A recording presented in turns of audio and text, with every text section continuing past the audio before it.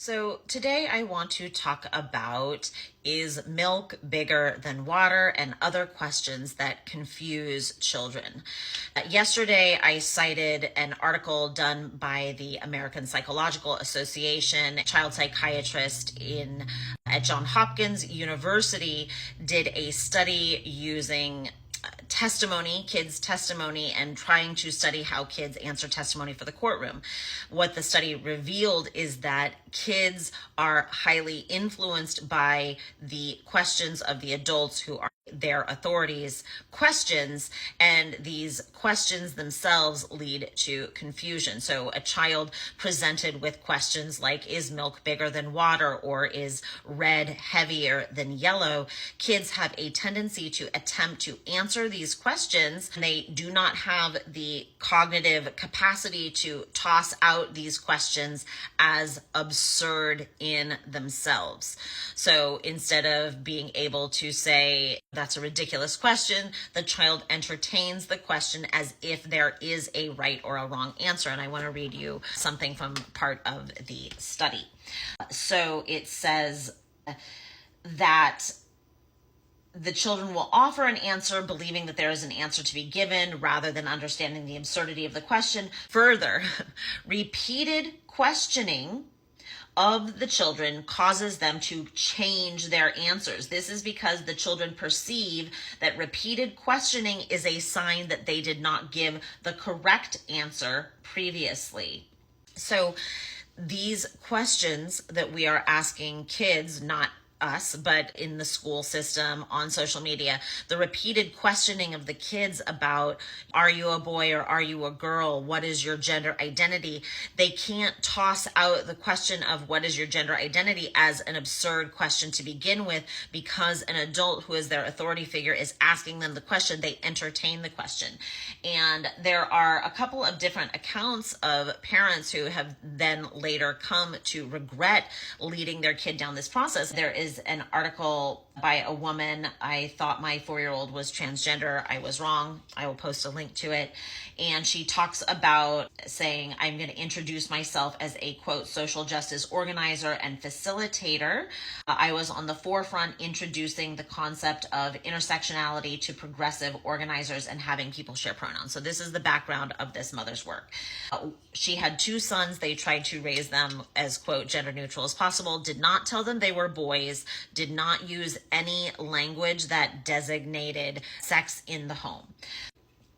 She says, at around 4 years old, my son began to ask me if he was a boy or a girl. Instead of telling him firmly that he was a boy, I told him he could choose. It all depends on what you feel deep inside. He continued to ask me what he was, and I continued to use these lines. I resolved my interconflict by leading my son with this framework. You can be born. So at 6 months after he was asking these questions, he told my spouse that he was a girl. And after this one declaration, out of months of refusing to tell our son that he was a boy, we changed his entire world. We told him he could be a girl. He jumped up and down with a boy's parts and be a girl inside, or be born with girl parts and be a boy inside. I thought I was doing the right thing for him and the world. His question and my response to it would later come back to haunt me for years and continues to haunt me now. What I now know is that I was leading my child, I was leading my innocent, sensitive child down a path of lies that were a direct on-ramp to psychological damage and lifelong, irreversible medical intervention. So eventually the son answered her, saying happily, I am a girl, as if it was a relief to him to finally have an identity to hold on to. So that is not the only example of such a thing happening, but a lot of times the questions that parents or schools are asking children, the questions themselves create confusion. The questions themselves interrupt a child's ability to be grounded in themselves.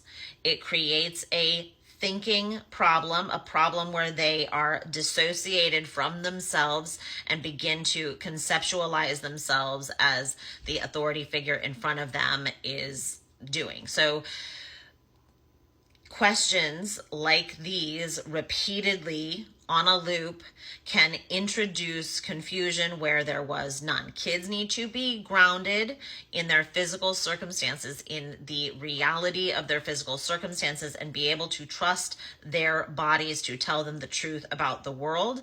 This line of curriculum, whether it is in the schools or whether it is a programming that is happening at home or whether they are introduced to it on social media, it introduces confusion that kids do not have the prefrontal cortex development to toss out as absurd.